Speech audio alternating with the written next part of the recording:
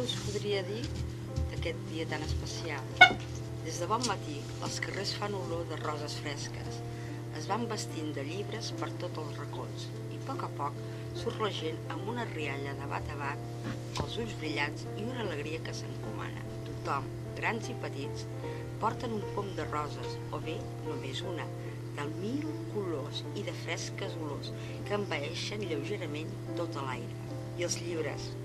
Quan en tinc una a les meves mans, m'agrada sentir l'olor del paper, el soroll de les fulles al passar-les i el tacte que tenen. És un dia que es fan poemes, la gent mira els llibres i en compra.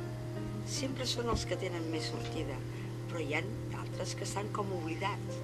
I en un dia com és el de Sant Jordi, és possible rescatar-ne un d'aquells que van ser importants, però que sembla que van passar sense pena ni glòria per les llistes de venda. Al meu poble, des de no fa gaire temps, es fa el pa de Sant Jordi. Sí, tal com ho sentiu, hi ha el pa de Sant Jordi.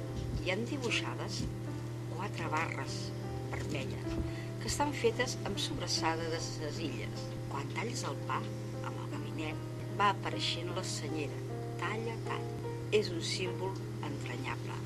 Tan simple com si fa sol el dia de Sant Jordi, és un dia especial, molt especial per tota la gent, siguin vinguts d'altres terres com d'altres països d'arreu del món. L'essència d'aquest dia està en que la rosa es dona, es regala, per amistat, per amor o bé per altres qüestions. Felicitats a tots els Jordis i Jordines i els que avui és el seu aniversari.